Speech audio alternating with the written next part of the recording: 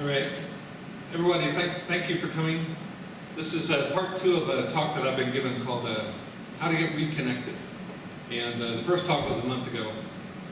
And I was going to do this talk with Eric Tome. I don't know if everyone knows him, but he got a booster shot and had a reaction, so he couldn't make it. So I'm doing it on my own.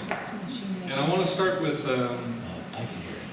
I want to go over what I talked about last month for people that weren't here, because it's involved with why it's necessary to get to where I'm going to talk about today.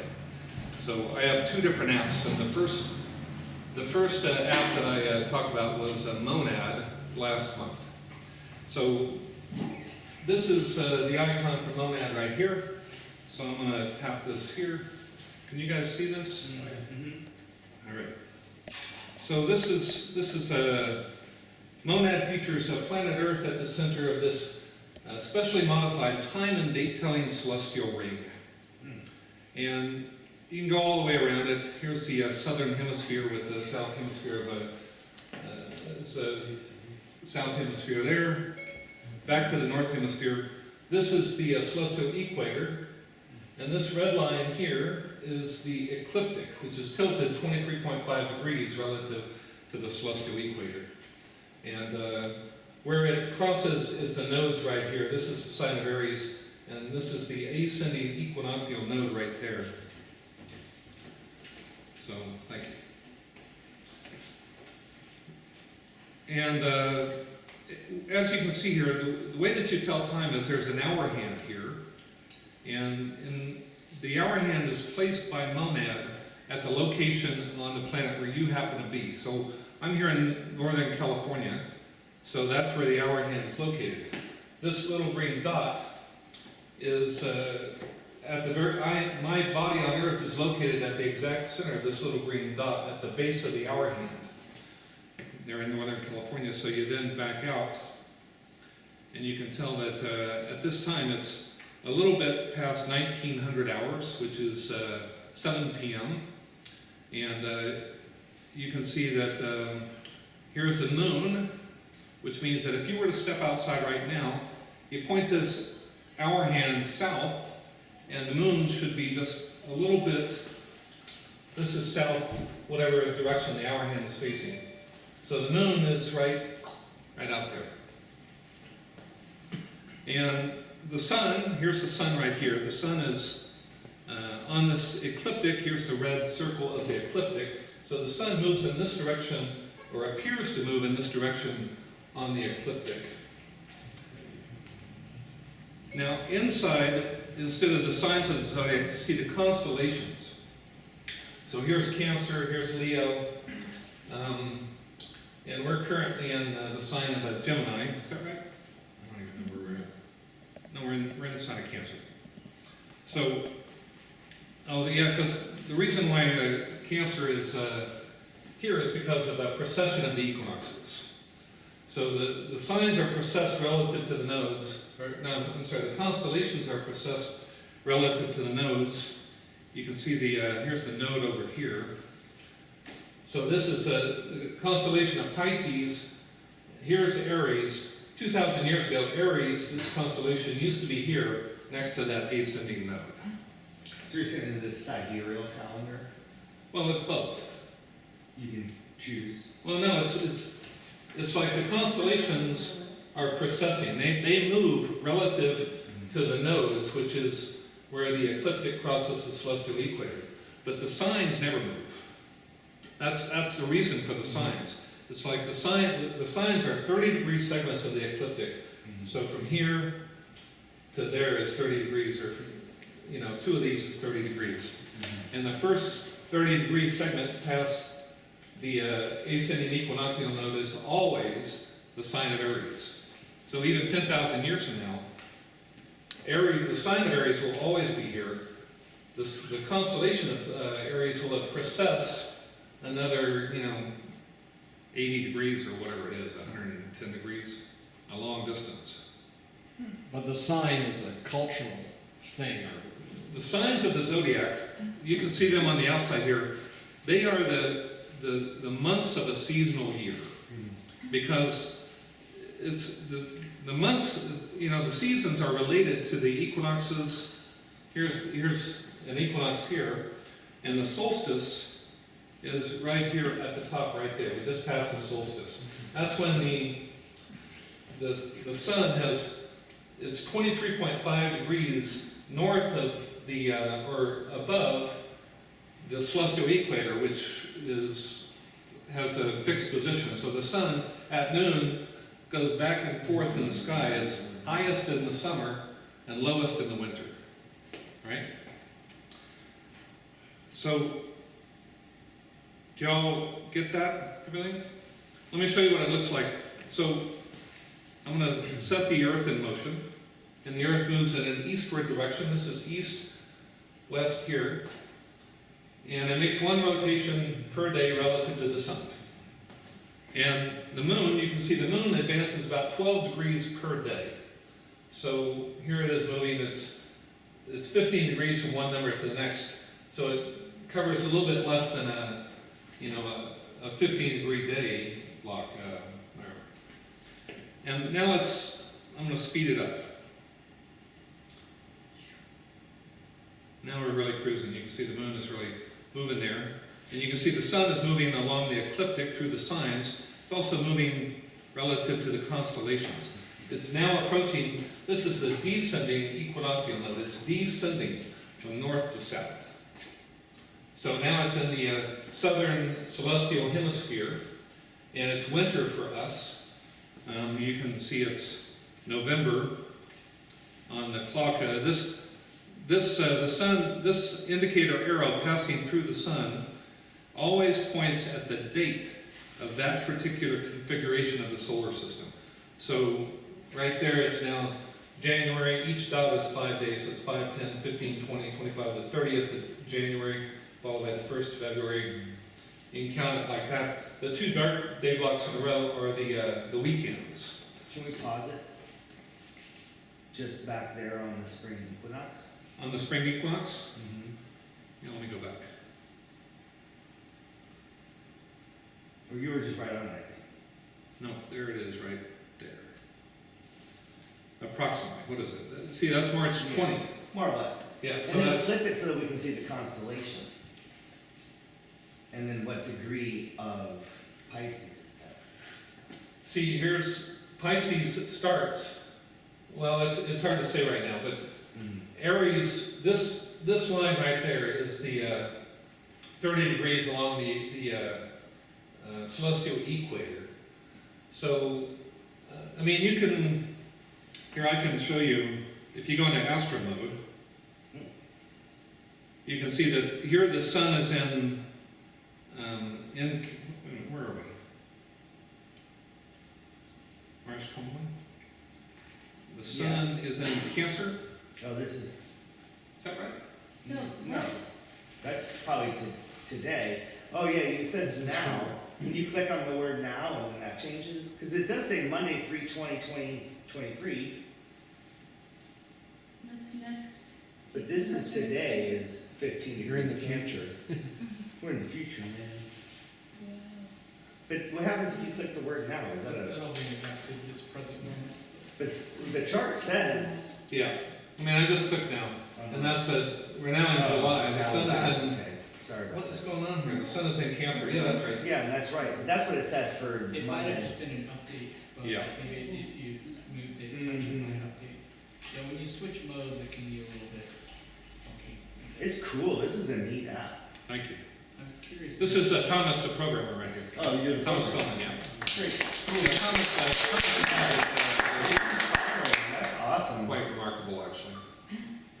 So I guess the question then would be is what I guess I was looking for was if it's at a certain degree of Pisces, then it's more or less on a sidereal in terms of the constellations.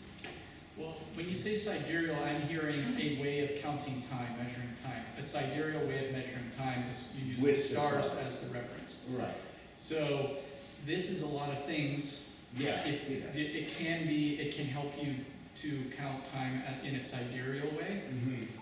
you know, it's all integral. And that's what I've been like, not, to get there, you flip and you look at the constellations and that'll get Sure. that part of it. Yeah, yeah, Okay, cool, because I use both, okay. but, and that's where I was wondering if this does both, so that's great. Really neat. So, all right, so then I wanted to make sure that you understood what happens between the three-dimensional celestial ring, right here, and this two-dimensional celestial ring. So I'm going to hit the now button, and I want you to note where the nodes are. Well, first of all, note that the hour hand is pointing over here. The moon is right next to the hour hand. 19 right there. Note the position of the circle of illumination is about 23 degrees below. This is the Earth's spin axis. Of course, you realize you're looking at the Earth here from an unusual perspective, right?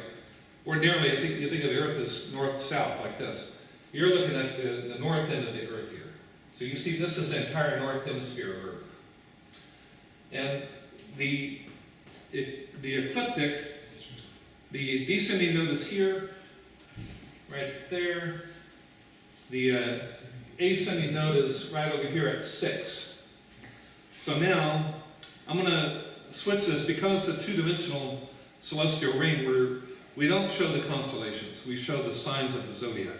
So I'm going to switch to the signs, and the Earth is in Cancer. Once again, here's the nodes, there, and there, and watch what happens here. I go into Astro Node, and here's the node there, the node over here. Everything's the same, it's just compressed. And the ecliptic, this is in the north hemisphere, this is the celestial equator here, and this is the southern celestial hemisphere here. And this is the calendar band. All right? You see how it works? Go back and forth one more time. Three-dimensional, back to two-dimensional. All right.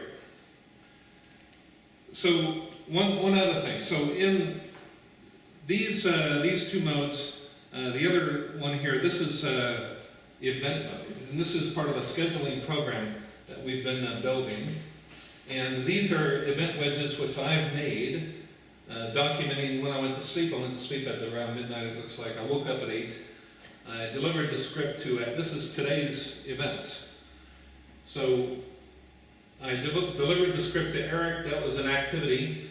You can see these little blocks here are the walking that I did, because your iPhone can record if you're walking. So we have this showing up here. I had breakfast. I've been revising the script. I've been practicing. I had lunch, and I haven't kept track of my activities. This is from yesterday. Different things that I did. So now I want to talk about why I have two apps. All right. So what happened was I met Thomas it was October 2017, and he was recommended to me by Eric Tome, who was going to be here anytime. And we met, the first time we met, we talked for 7 hours straight. And I explained what I needed, and he convinced me that he could do it. And I aged about 2 years in that day, actually. And we started work on the programming. We programmed for about 2 years straight, through 2018 and 2019. And we got up to this right here. But we're using, it's called the Unity Game Engine, to build this three-dimensional app. And it works great for the 3 dimensions, but let me show you how. Here's let's say I wanted to record this event. So when did we start? We started at 9. So this is a think event. So this is a talk. So talk, T-A-L-K, yeah, at 7 stars.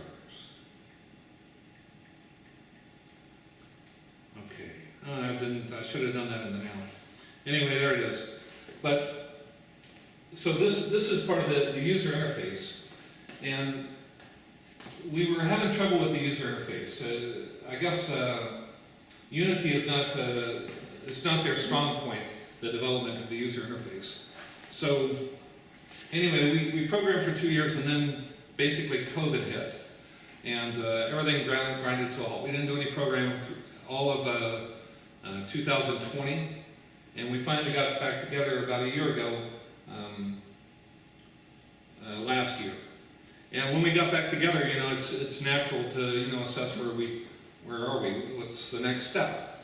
So we were talking, and I asked Thomas, you know, what should we do? What's the next step here?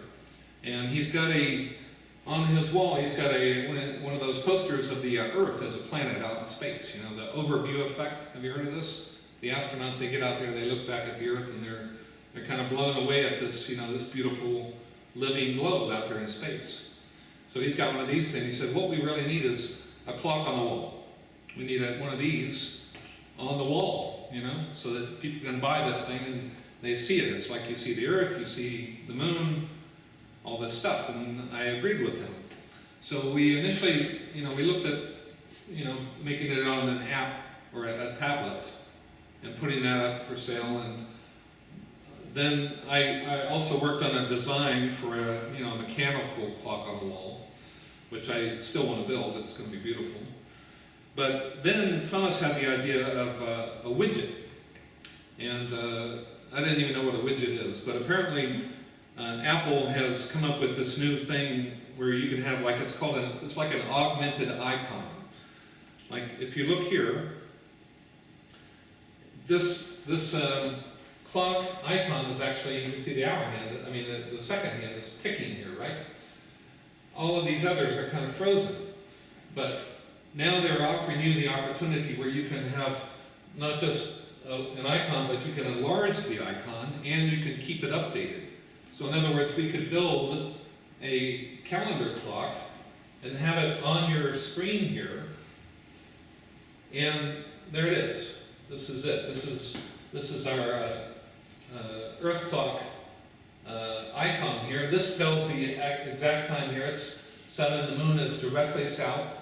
If you walk out and had a compass, it would point at the moon up there right now. That's a great idea. I like that. Yeah, I mean, it's like this is your virtual wall in your house, right? It's like people don't even have a house anymore. They don't even have a wall, but they all have this. And that seems like it would be immediately accessible. Yeah, this is the way to go. This was a great idea.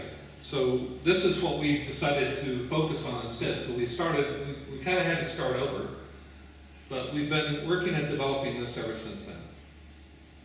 So, let's see, where am I?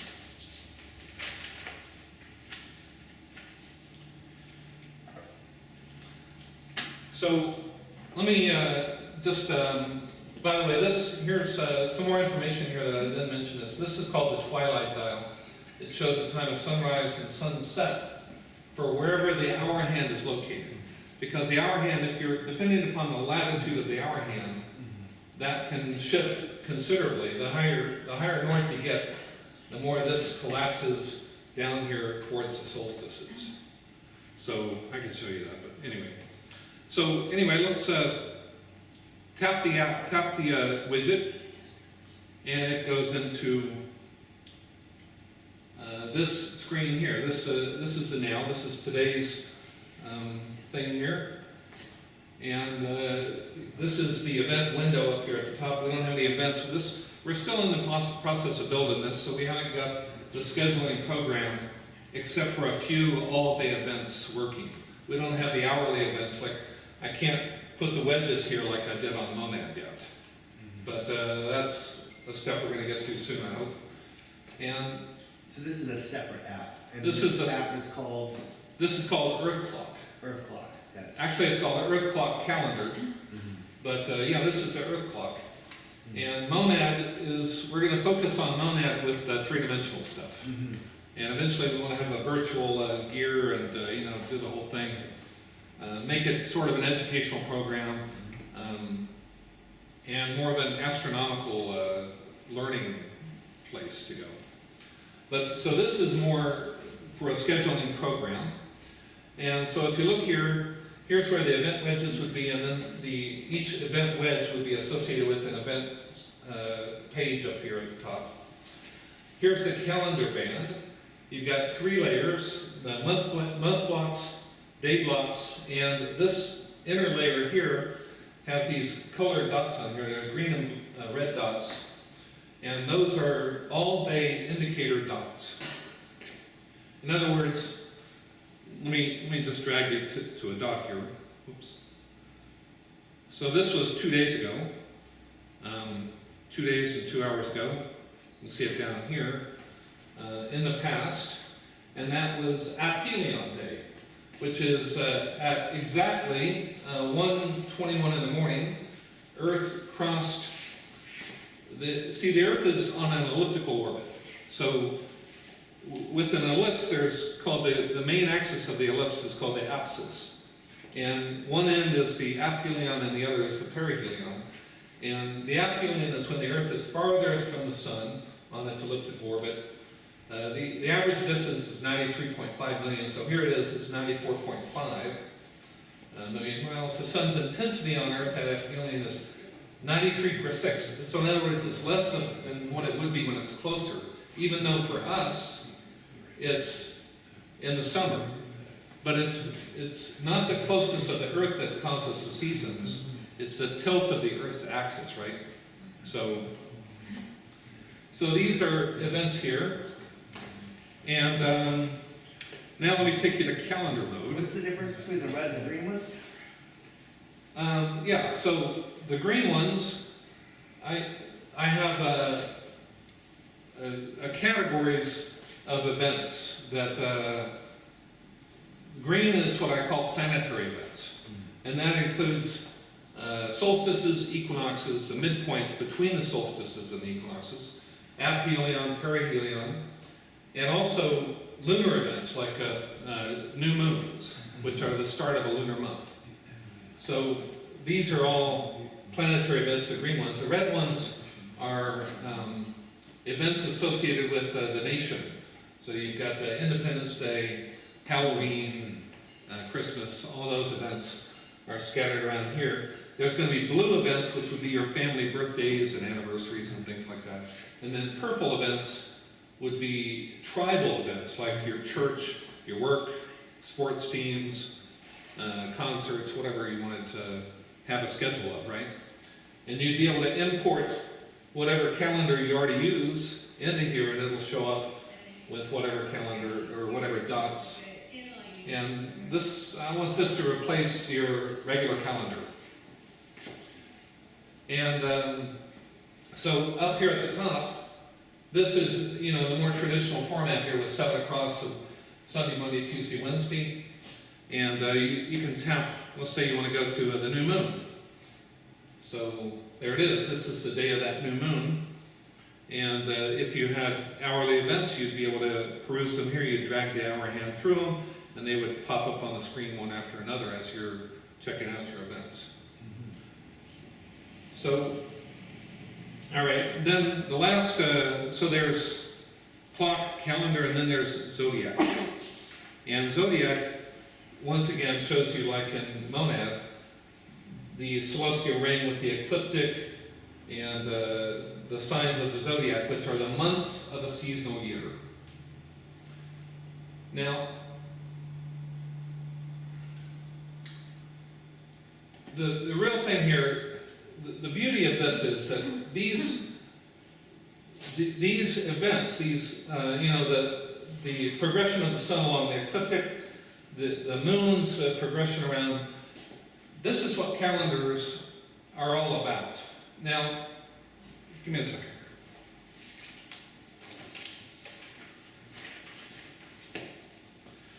According to Charles Needham, anybody know who this guy is? Charles Needham? Sounds familiar. Yeah, he's a philosopher, writes on science and stuff like this. A calendar is only a method of combining days into periods suitable for civil life and religious or cultural observations. But I don't agree with that at all, actually. To me, a calendar is much more important. The most important use for a calendar is to keep track of the planetary biorhythms. And I actually forgot to, I was going to go over this poster here, because this is what I talked about mainly in part 1, or a month ago, was how this is a EarthClock here. Thank you. Yeah, that's great.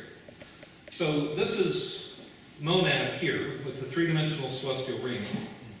And if you look at this, you realize that this looks like a wheel, right? With the Earth as a hub.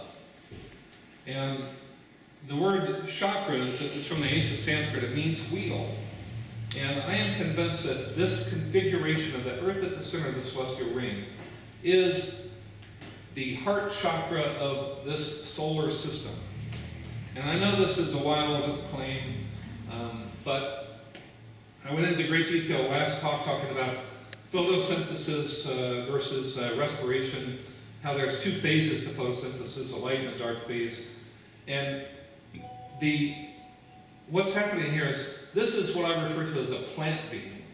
This is it's like the Earth grows a primarily photosynthetic biosphere. Now the biosphere is the living parts of the Earth.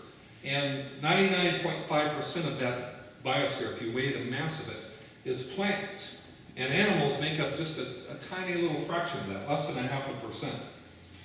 So the distribution of the light to the photosynthetic plants on here is variable, just like the distribution of blood throughout your body is variable. And it's regulated by a system of organs, just like there's a system of these planets, and you could turn each one of these planets into its own celestial, with its own celestial ring, depending upon the tilt and the orbital speed and the spin of the Earth, whether it has a moon. Each of these factors creates a unique calendar clock to measure, corresponding rhythms of a corresponding endocrine organ in the body. So I spent a lot more time on that last month because it's a complex subject, but I didn't just make this up out of thin air.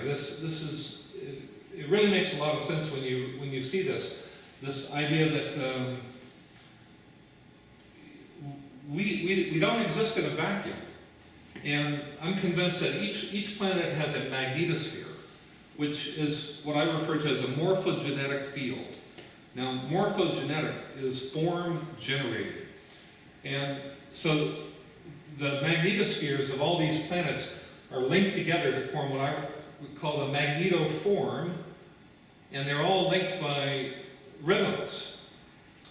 And it's like each of these planets' magnetosphere is bathing the Earth in information.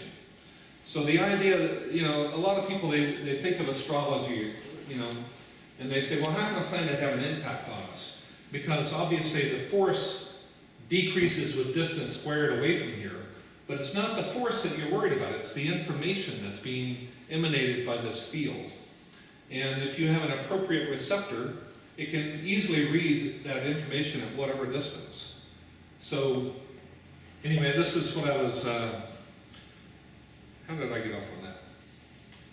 I was talking about... well, it's kind of a parallel, isn't it? The solar system and not even a parallel, it's closer than that, right? The describing like the Earth system and the organs of a body, and then the system, the solar system, are kind of like the organs of the body is what I'm getting from what you're saying. They're very, very, they're they're almost the same thing in a sense. They are the same thing. This would be the heart, the lungs would be up here, and the digestive system would be below here. And the lungs are equivalent to the light half of the Earth, where the sun it's called the hydrologic cycle, right? You have the sun, it heats water on the surface of the Earth. That water turns to vapor, it rises up into the atmosphere, like the blood is ejected from the heart up into the lungs. And then as the Earth spins, it carries that water vapor to the opposite dark side of the planet over here, where it cools down and it condenses and falls as rain. So this planetary hydrologic cycle is equivalent to the circulatory system in our bodies. And you can find correspondences with each of these planets as to how the information of the solar system has structured our bodies. We're not just this way for no reason. We're this way because the solar system has these 9 planets with their satellites and everything. And we happen to have this heart chakra with a 3-phase hydrosphere capable of generating plants which allow for the growth of animals as complementary organisms.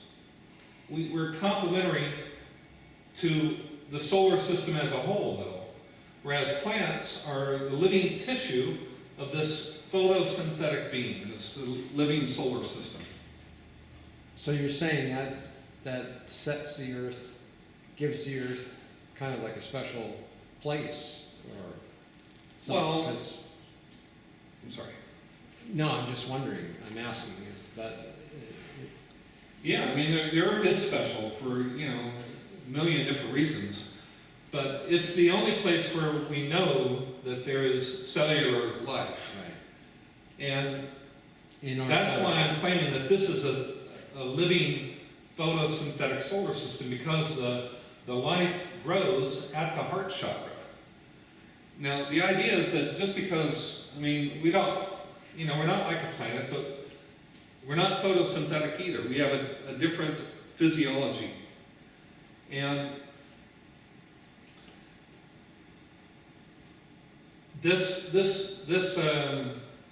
this arrangement allows for what I call a parallel development of animal and plant being.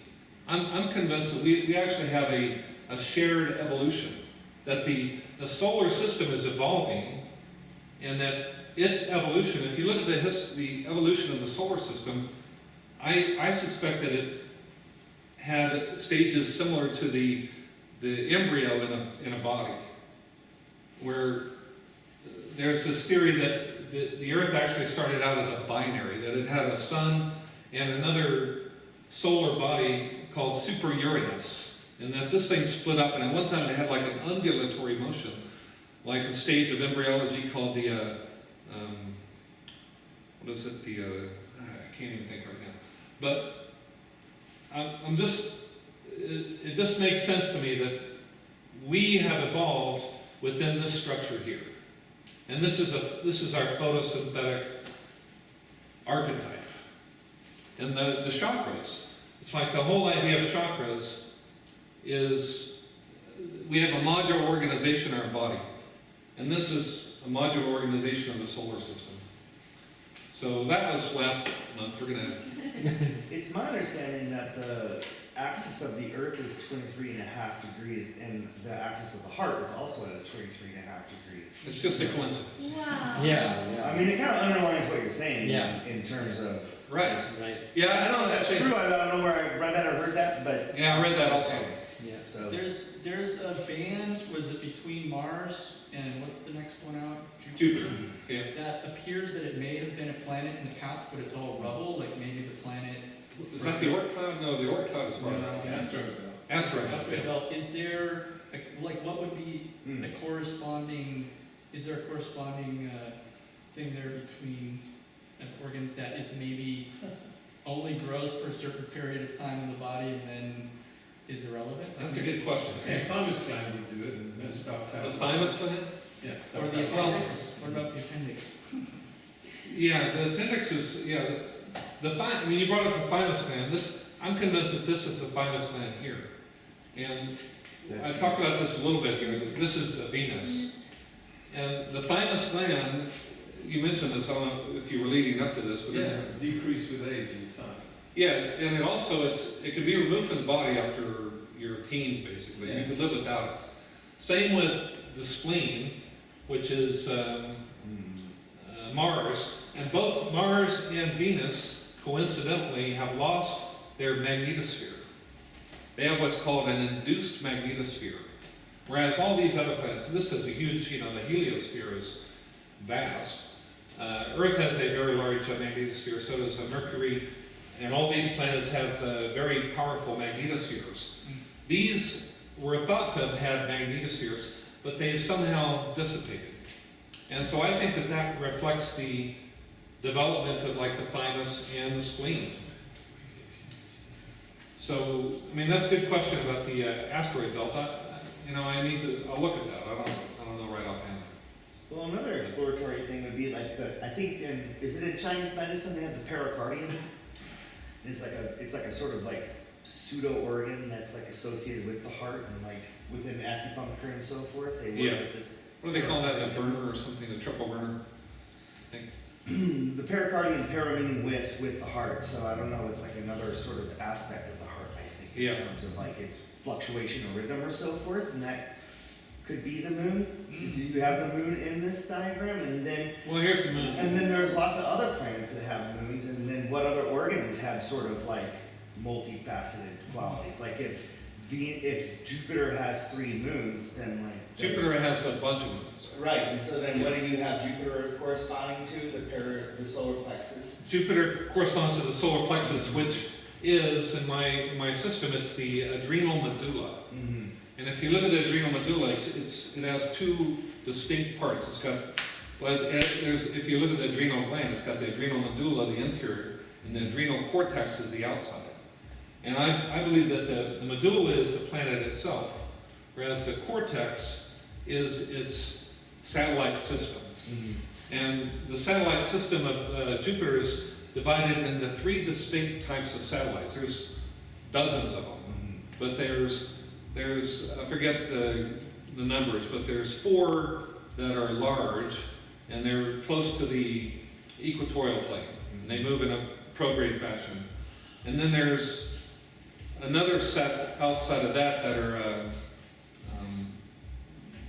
there's 7 or so outside of that are tilted at an angle relative to the celestial equator. And then there's a 3rd set even further out that move in a retrograde fashion. And if you look at the adrenal cortex, it has 3 distinct divisions of the adrenal cortex that secrete 3 different corticosteroids, sex hormones, and one other, I forget what it is. But I think that it's the correspondence.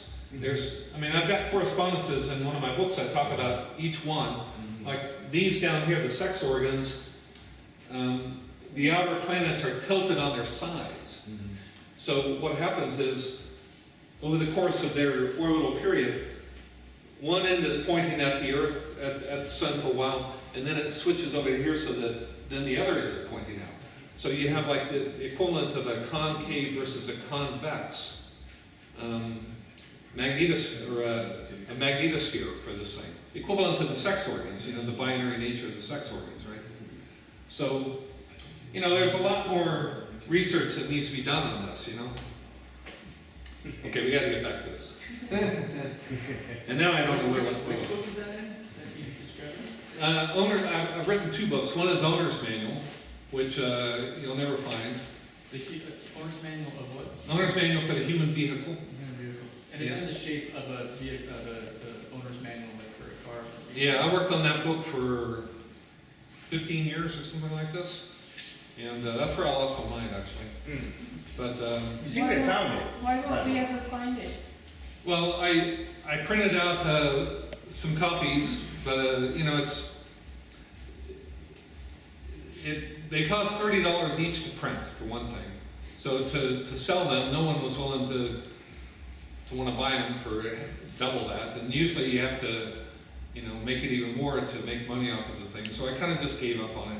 And when I finished Owner's Manual, I looked at it and I realized it's a very bizarre book.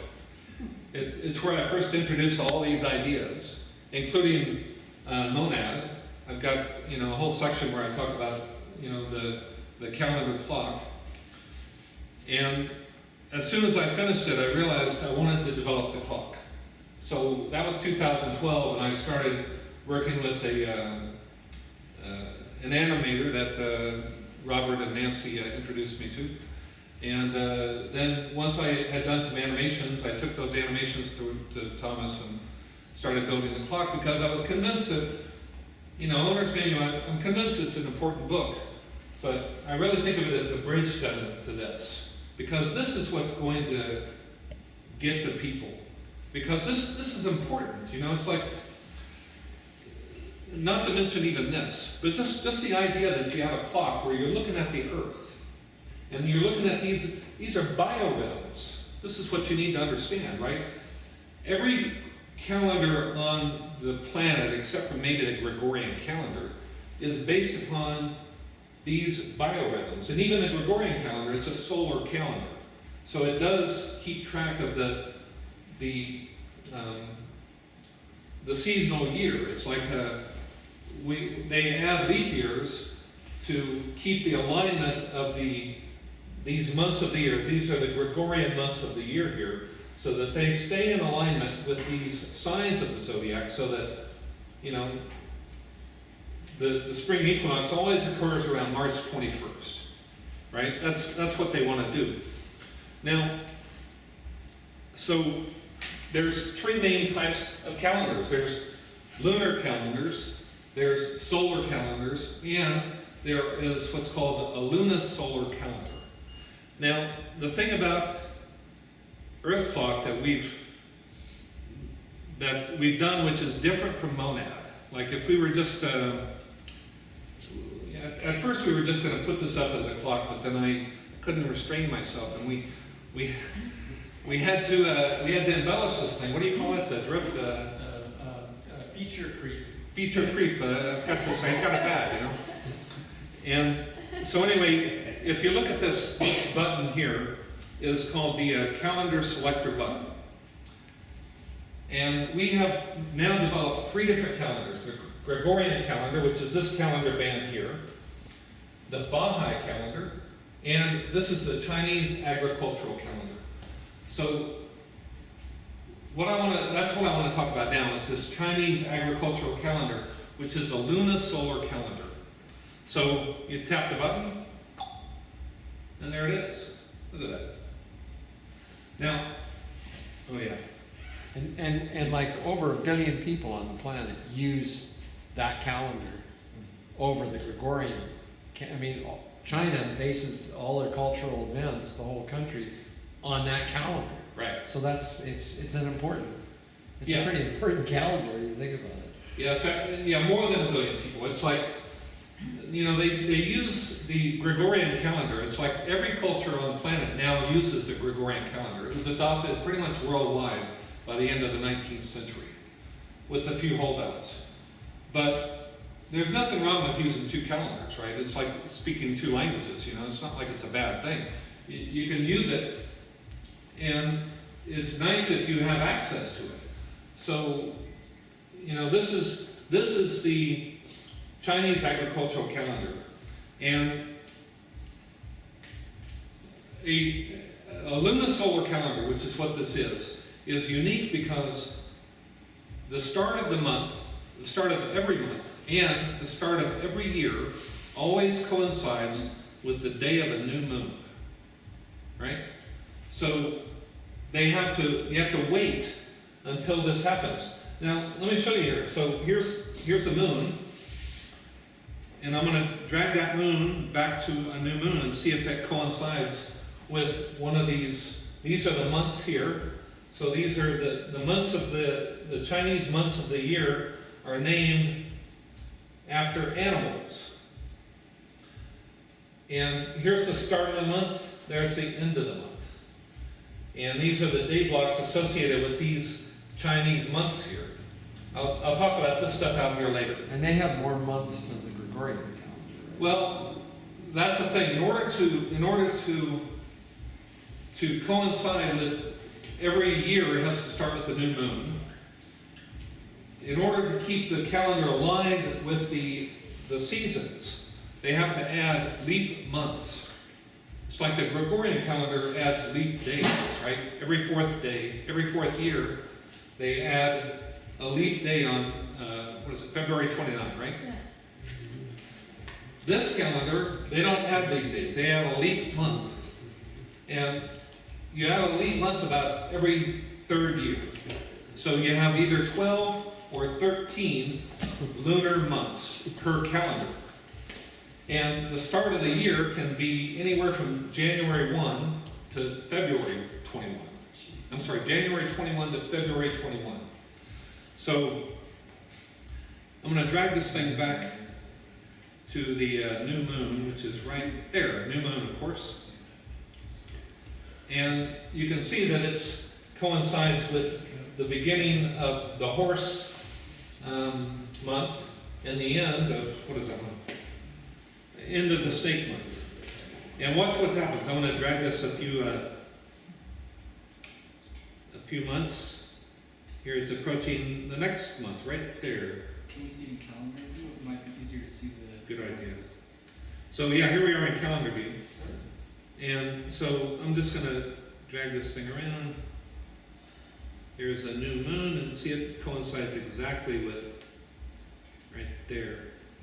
And it does that all the time. So here's, now let me just give you a few numbers here. I promised to try to keep this non-mathematical as I could, but the lunar cycle is 29.5 days, right? So 29.5 times 12 is 354. Now there's 365 days in a year. So 29.5 times 13 is 384 or 85. So what happens is about every third year you have to add a leap month. Now the way that you add that leap month is very interesting. If you, what happened? I think you hit it. All right. So let me show you. This is what I love this stuff. But these right here are called. See, this is a very complex system. This Chinese calendar, in a certain sense, but not really. But they have two different types of moons. They've got what's called solar moons and lunar months. I'm sorry, they have two types of months. They have solar months and lunar months. These are the lunar months here that coincide with the start of the moon. These out here are called solar months. And they're 30-degree segments of the ecliptic, just like the signs of the zodiac. But they're shifted about 15 degrees. Let me show you what that looks like. So if you go back and forth, pay attention to this line right here. It's going to shift to over there.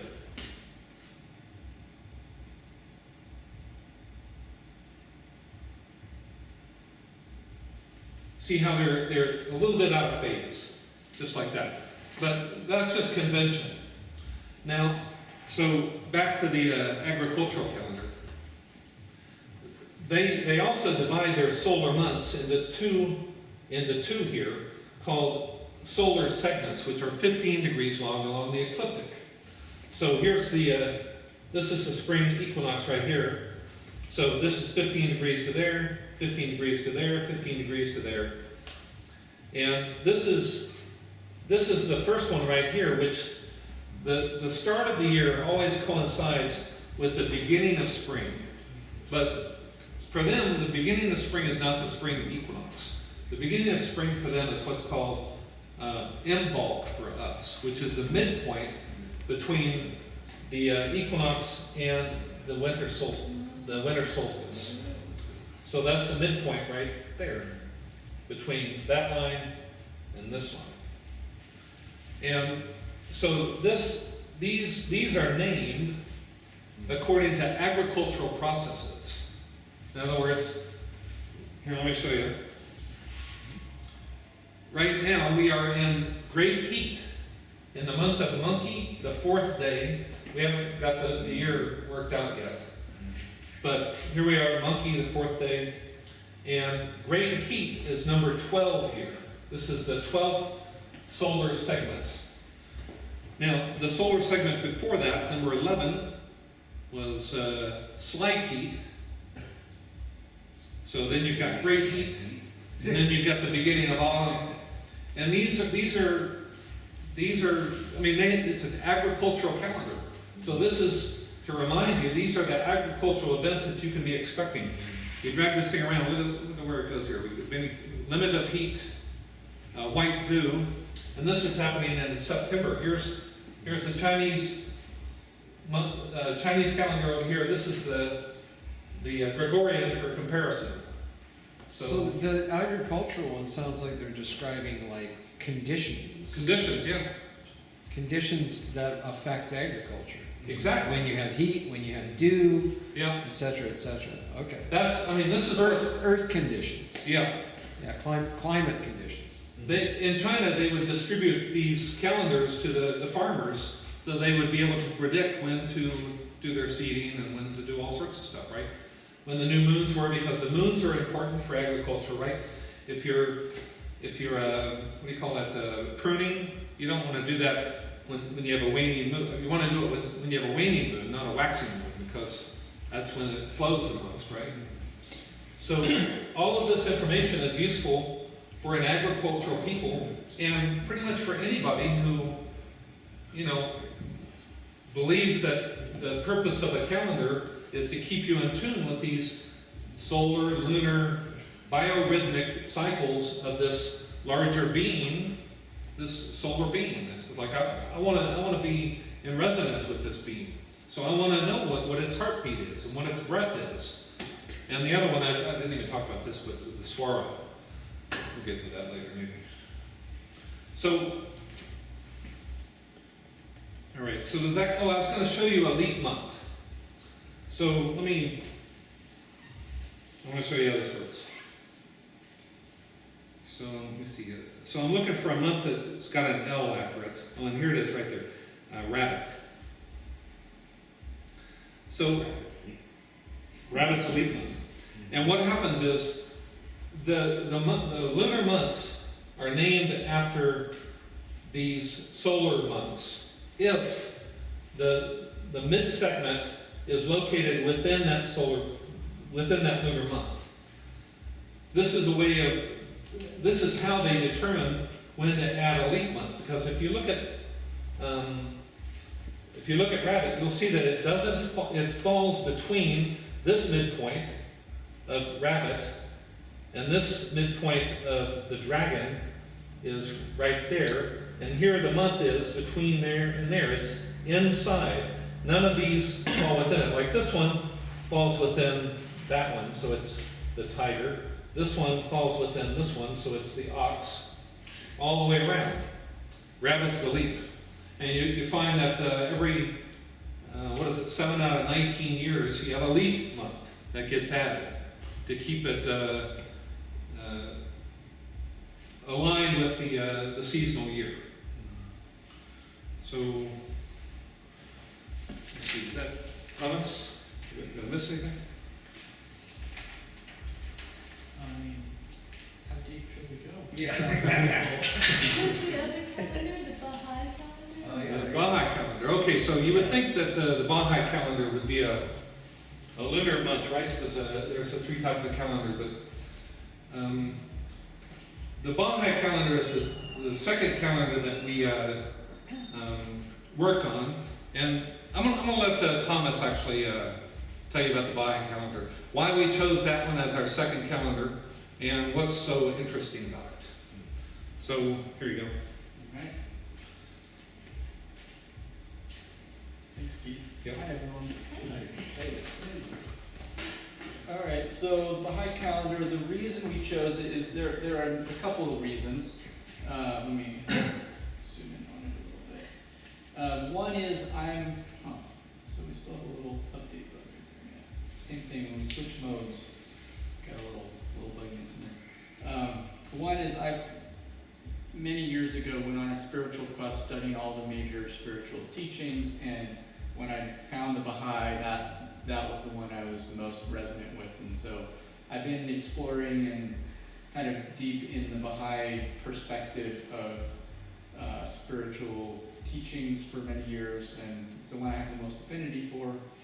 And but it's very small, but it has its own calendar, and the calendar is relatively a simple algorithm.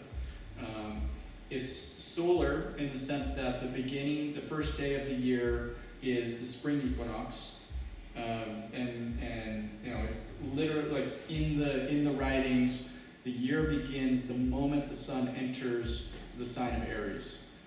So that is the first day of the year, and we can see that on here.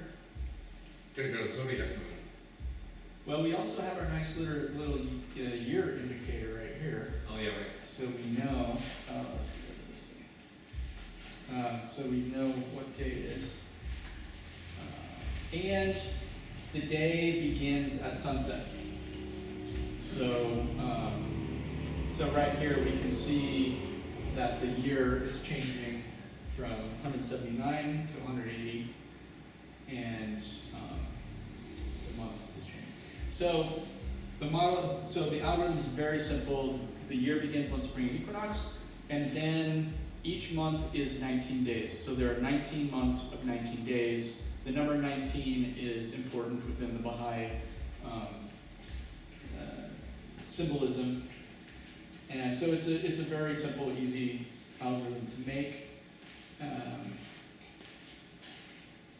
And so a really interesting thing about this calendar that is kind of ironic to include, partly because one of Keith's motivating principles in building this thing is to reconnect us to these cosmological planetary movements. You know, I think you said earlier, like, that's the point of a calendar to you, is to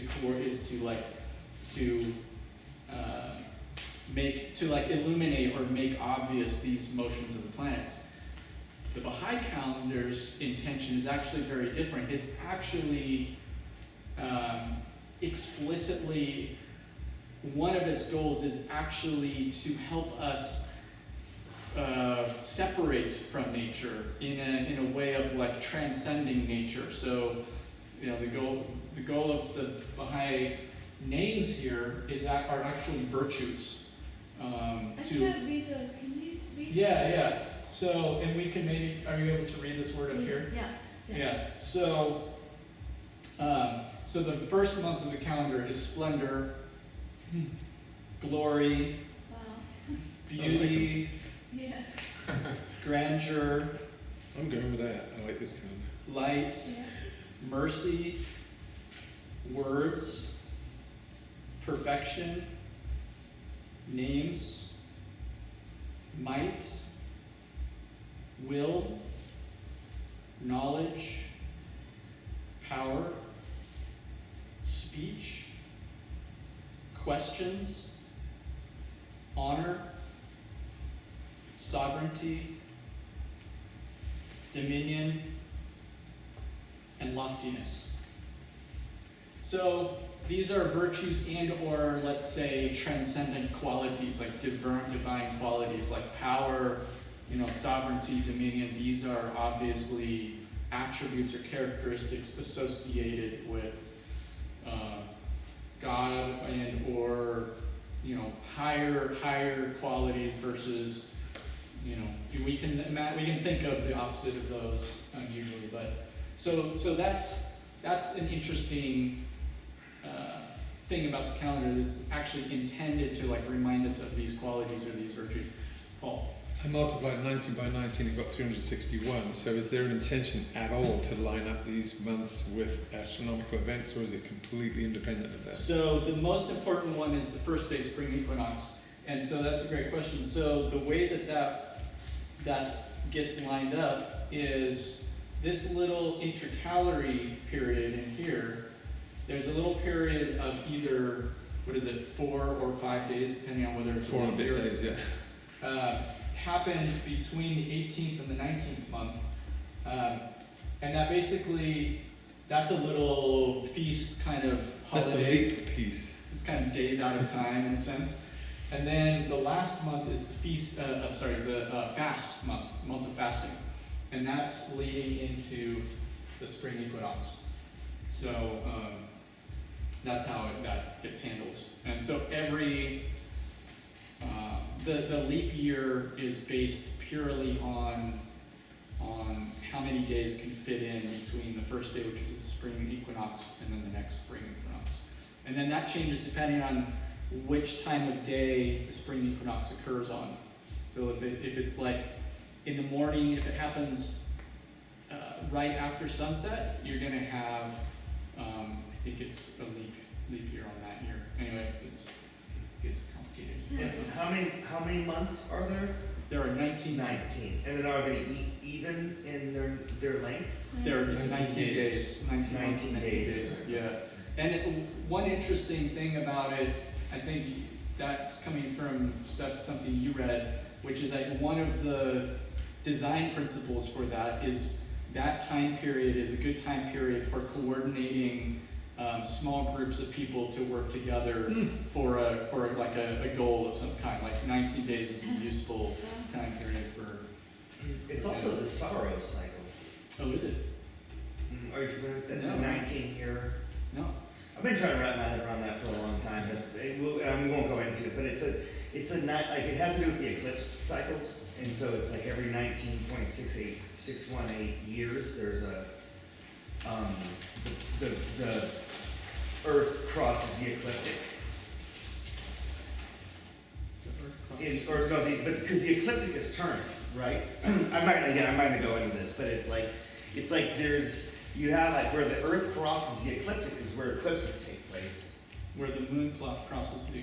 Yeah, Where the lunar circle, the lunar orbital pathway passes. That's right. through. The node So where- that's going around that, Yeah. and then and so it has to do with the like cycle of like where it takes place in Leo or it takes place in Virgo, and then that takes 19 years, I think, to go through a full transition. of it. Okay. And so it's weird that 19 comes up in Yeah. their model, but I don't see that there's a relationship between the Saros cycle, which is a huge cycle. I mean, it's an ancient cycle. I would think that, as stated earlier, like one of the goals of the calendar is to kind of transcend the natural.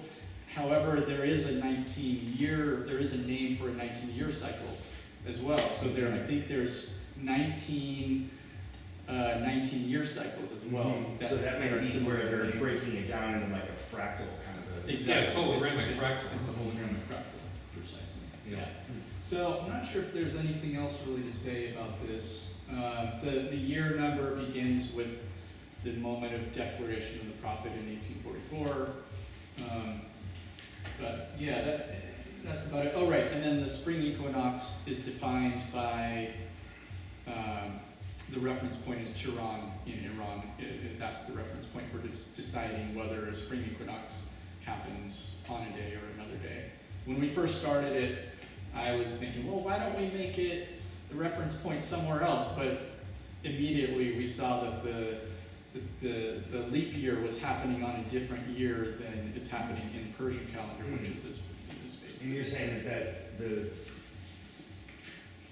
Chiron or Chiron, that's an asteroid or a? Oh, Tehran, Iran is a city in, Oh, the in city. Iran. It's That's different times of I was month. extrapolating. I'm like, what does Chiron have to do? Right?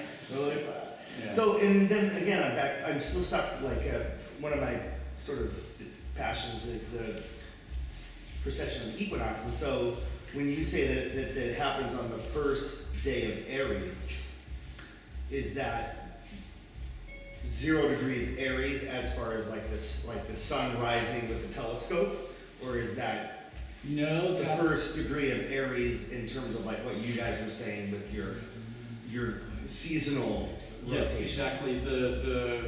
The abstract concept of the ecliptic is split into 30-degree segments. Mhm. So it's Which is based on- conceptually the moment that the sun enters Aries, which is that imaginary line on the ecliptic.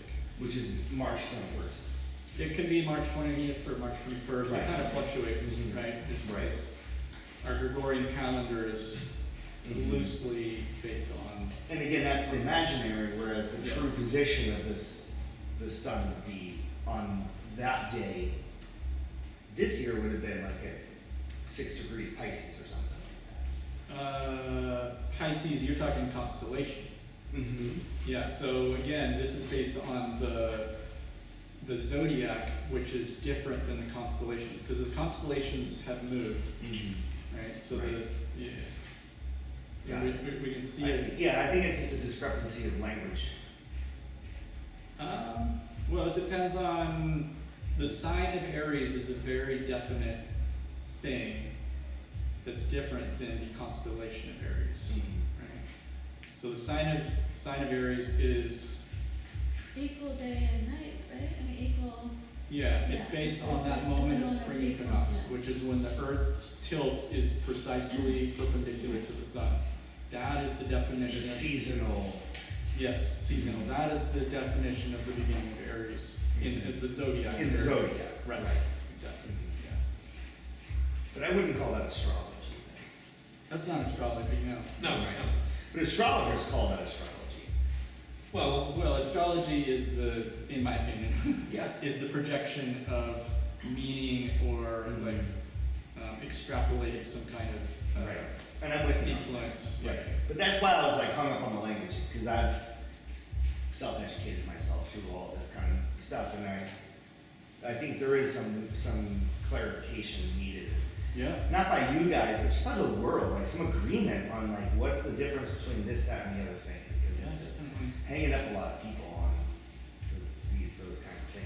You know? Yeah, and I think, that's one thing I think is becoming more apparent now, 2,000 years later, is, there are these names that were given to these constellations 2,000 years ago, but now they're diverging further and further apart, where there's a section of the sky called Aries, and then there's a constellation called Aries, and they're diverging, and it's only now becoming They apparent. need two new names or something. Like one keeps the constellation keeps the name, and the zone becomes just a number. And that I or think a is letter one or of the appeals of something like the agricultural calendar, where they're not linked. It's like Mhm. that section is called Pig.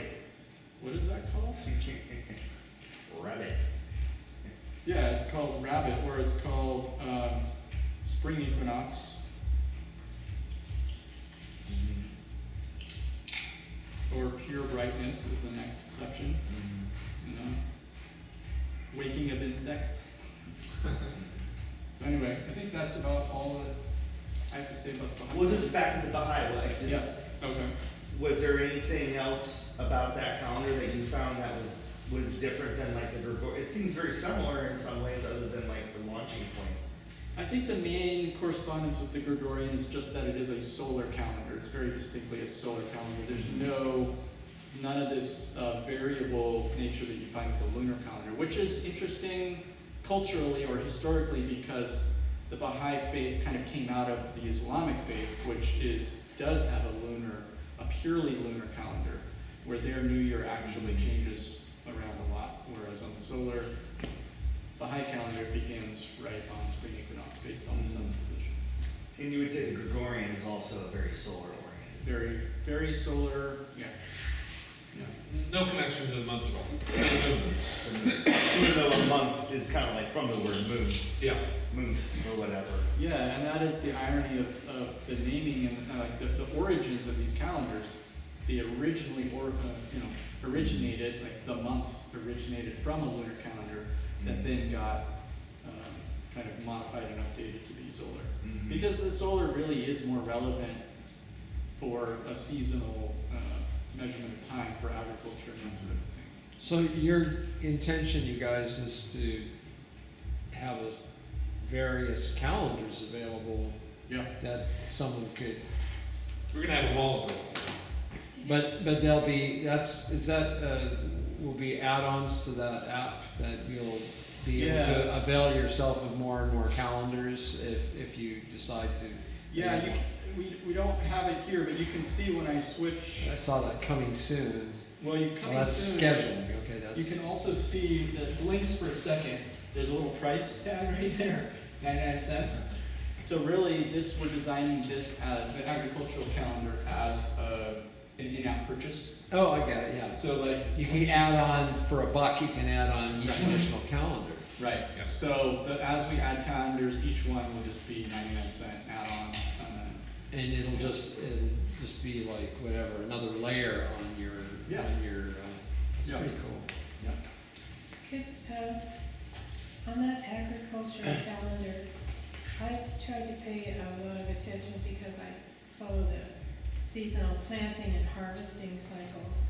And I've noticed it must relate to different latitudes. I mean, if it was, say, used in China as an agricultural, China's a great big country with a lot of different latitudes. Yep. And so the agricultural, and I usually use the astrological calendar when I'm planting and things, but it's not, when they say it's planting time, it's never planting time. Right. It's different. Yep. So I've made my adjustments because I know we're like 2 weeks later than that. So you just have to learn where you are and your latitude, and that's, you use that and then you make your adjustments for where you are. Totally. Yeah. Like, And the monad can show you where you are, right? The first app, the monad app. Well, this shows where you are just in 2 Oh, minutes. okay, or so. yeah, right. yeah, and actually that's an interesting point because that kind of correlates with the Bahai calendar too, because like by definition, the Bahai calendar, the beginning of the day is at sunset. But one thing we found when creating this thing is this gets into the different ideas of like what is the purpose of a calendar, and that gets into like, is it for coordinating actions together with the group that in our modern day might be on different latitudes, might be in different time zones.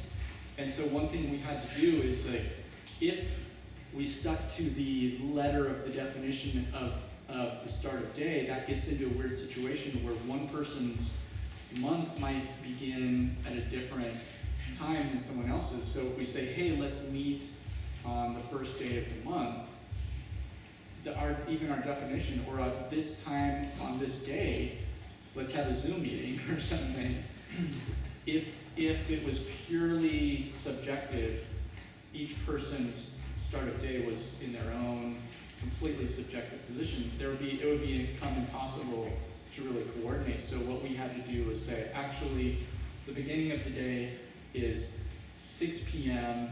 Everywhere. at the center of the time zone, you know, like at the equator, just to be able to make it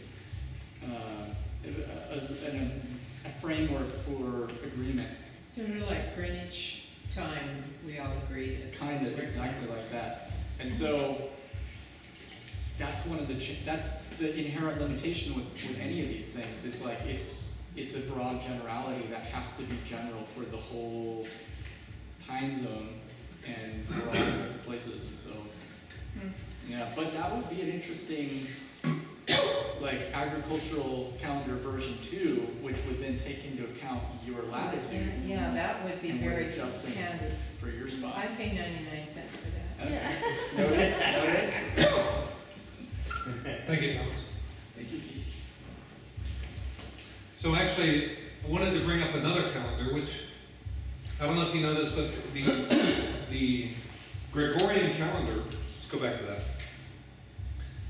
was at one time a lunisolar calendar. It was a lunisolar calendar. The early Roman calendar was a lunisolar calendar. They had 12 months, or 12 or 13 months of 28, 29, or 31 days. And they had that lunar calendar lunisolar calendar up until 46 BC, when they had a calendar reformed by Julius Caesar. And what they did was, instead of adding the leap months, they had realized many years before that a seasonal year takes 365.25 days. Actually, I mean, the real number is 0.242192, right? But back then they knew it was 0.25 approximately. So they realized that if you add a leap day every 4th year, you're going to stay pretty close to the seasons. And I think the reason why they did this, I haven't been able to prove this, I never found a book on this or anything, but you know, when you have a year that is either 354 or 384 days, that's a big difference between a year, right? And I think that it had to do with paying taxes. I think that right? Does that make sense? A It's Roman? always to do with taxes. That was probably the only thing they were interested in. Well, think about it. I mean, if you're a tax collector and you're collecting taxes for a year, it's a big difference to collect taxes for a year that has 384 days and one that has 354 days, right? It's an annoyance, It's right? still a problem today when you see your bills at 30 days, 28 days. Yeah, and this is huge, right, compared to that, right?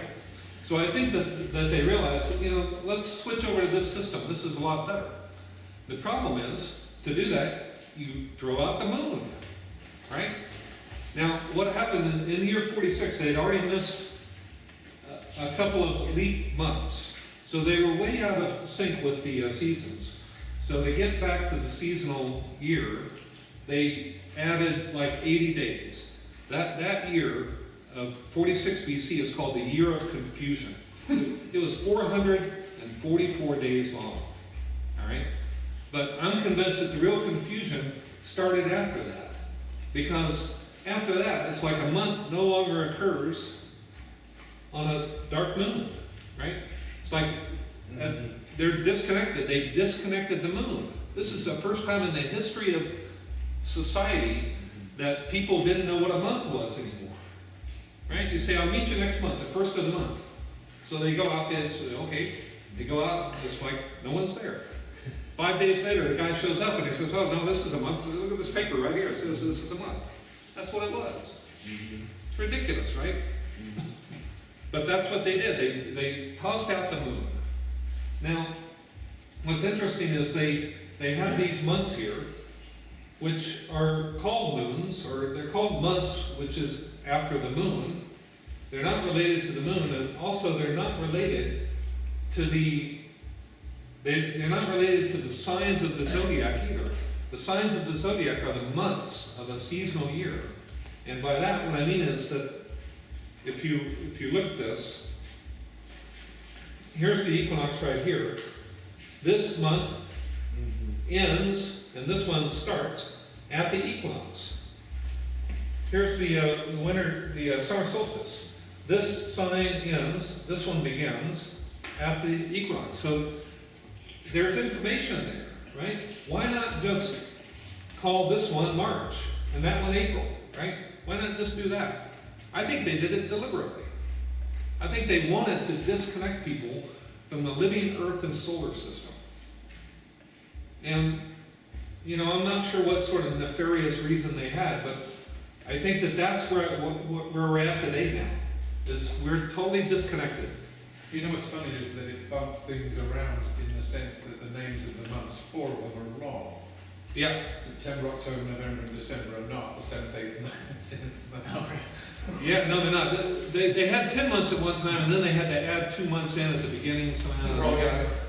They got all screwed up right there, yeah. Well, I was going to answer that question that you had of why they're off in that degree. Yeah. And this again is my understanding is that 2,000 years ago, a visiting Roman astronomer or something would have been in Egypt or around Jerusalem, mingling with Moorish and Jewish astronomers, and at that point they were saying, look, now the sun rises on the spring equinox at 0 degrees Aries. And that was on the 21st of March. That would have been on the spring equinox. But why the 21st of March? It Why would not? have been the first Because- of March, but the equinox as a precess due to the 20 days? Earth's axis. Because the sun, it's like you were saying earlier, the sun always rises on equinox on the 21st of March. It would have been the first of March. This Originally, but it's moved 21 days because the Earth's axis has swung around about 10 or 12 degrees in that time. You could be right. It's Makes sense. definitely that. It's another screw up because things ain't constant usually. Right. So the And I'm axis saying itself- I don't think that's how it works. It's 21 days in 2,000 years. That's why it doesn't line up. That's about right, actually. Yeah. Well, actually, isn't it? 2100. It advances. What is it? It's 7,000 years. from 1 the sun. degree and 72 years. 1 degree and 72 years, that's right. So in 1,000 years, how many degrees is that? 24. It's about 14, right? 24? No, it's not. In 2,000 years? 72. Let's get hit back. 21 days. Sorry, folks. Math. What was it? 7 degrees? 1 degree is 72 years, so in 1,000 years, it's 1,000 divided by 72. 13.9. 13.9. So yeah, 14 degrees per 1,000 years. That's what I'm, right. So we're at So- 0 degree, we're at 6 degrees Pisces. So But the analogy I was trying to make is that the Roman then went home back to Italy and said, guess what, guys? I just found out some great stuff. The sun rises on the spring equinox at 0 degrees Aries. And they were like, write it down! And they wrote it down in stone, because that's how they used to write stuff down back then. They wrote down a false thing, because if he had stuck around a little longer, they would have said, yeah, come back in 72 years and it'll be 1 more degree off. But they weren't tracking like the ancient Arabic and Hebrew astronomies that were going on. They were building a calendar based on Thanks Oh, very yeah. much. an idea that that was going to be a fixed truth that was going to like continue. yeah, Or they understood that it would, but they just were like, we can lie to the next 72 years of people, and they're going to fall into falling off the calendar, like you said earlier. But no, I think they just didn't understand the precession of the equinox the way the ancient peoples did. And so they wrote down a statement that said, I found out from some really smart guys over in Arab land that the sun rises at 0 degrees Aries on the spring equinox. And they wrote that down. well, that may be true, but I prefer to believe actually that they did it on purpose. Oh, yeah, either way. I mean, they obviously decided to get rid of the moon. Mm-hmm. I figure why not really mix things up, you know, and get rid of the signs and. Well, like I make it said, all- it'll be true for 72 years. That's a whole generation or two, you know, of people that will believe. That is a lifetime, that's kind of It's a lifetime. Like, I mean, it's like, it's going to be true for 72 years. And it was also the beginning of the Piscean age, which was the coming of Christ in terms of. But you know what? The next stage in the precession is Aquarius, which is where the sun comes from. Right, but we're still Precession's heading 140. that We're way. still 140 years from that, I Yeah. guess, right? Or six times There's an 72. additional factor, which is one of those guys might have known or might have gotten the right information from the Arabic astronomers, but no one else would listen to him and no one else would Right. be convinced. And they were like, well, okay, we'll go this far, but you know, we're not going to That's go all too the way. complicated. Yeah, it's Somebody would have said close enough for government word. Yeah, this tablet's not big enough for that. It's the classic problem of like Right. when new scientific discoveries happen, there's the entrenched, you know, dogma of how we're going to keep it. Well, there's control of time, like when. Yeah, it's almost quarter to 9, so. Yeah, let me, I gotta finish up. So, enough about this. I wanted to talk about the lunar calendar. And there's only one of them, as far as I know, that's still in use, and that's the Islamic calendar.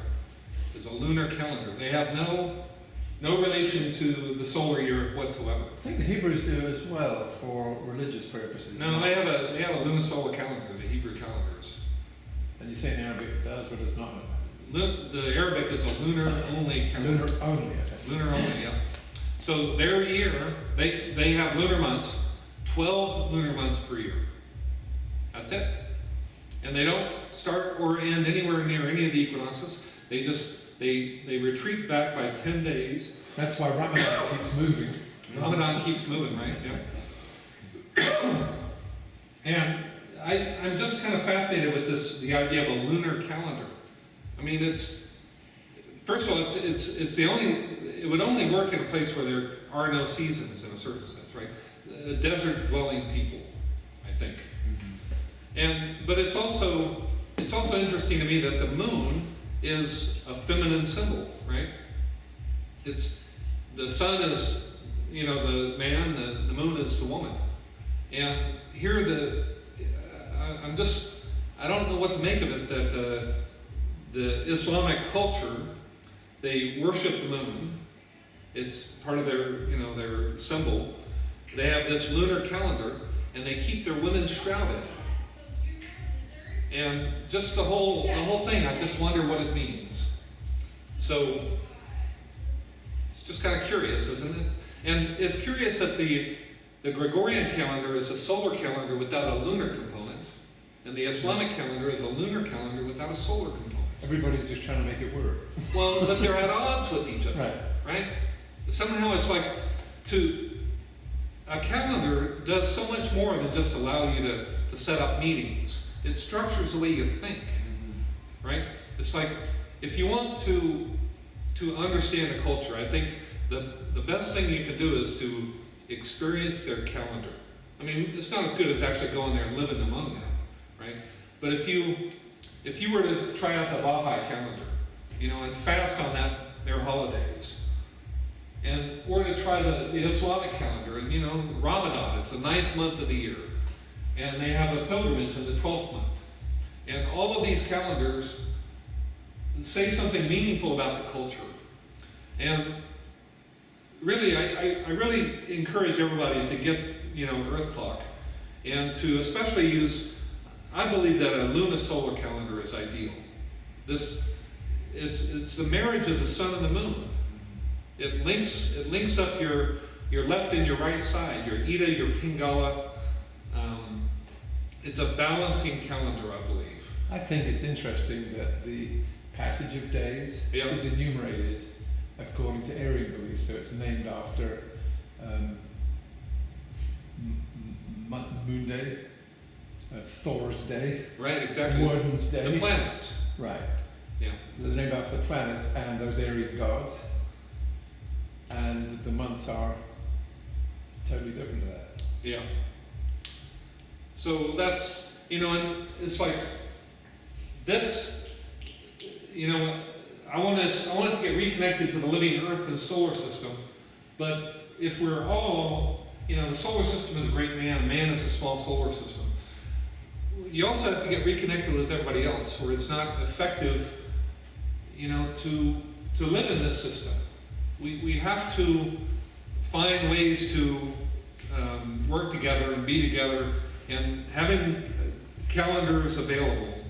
These calendars, I'm convinced, is something which can unite us, and especially with the idea of understanding the biorhythmic nature of these calendars, and our dependence on agriculture and everything like that is. It's got a lot to do with secularism, I think, because we've got a settled existence that depended outwardly less on agriculture, whereas all through the storage and trading of grain, it becomes further removed from lunar cycles, and it turns into, I think, secular calendars tend not to be lunar. But we are dependent on agriculture. I mean, Right, and not directly. Not obvious. You think about it, it's the businessmen and the priests who live in the cities and have a settled existence, Yeah. are less likely to know how the hell to grow grain. Yeah, but you can it's, you go to the grocery store and all this food is there for you, right? Right, you're not producing it. You're That's not how producing that's, yeah. it used to be before the Industrial Revolution, 95% of everybody on the planet was involved in agriculture. Exactly. Right? Now that fraction is probably less than 1%, right? But we are still an agricultural society, and we are still an ecological collection of beings living within this photosynthetic organism, this Earth planet with a predominantly plant-based biosphere. So if we can't recognize that and honor the biorhythms of this thing that we live within, and our own biorhythms, we're in trouble. That's what I believe, So, everyone should celebrate the moon. It's like the moon, everyone used to know where the moon was. Who knows where the moon is now?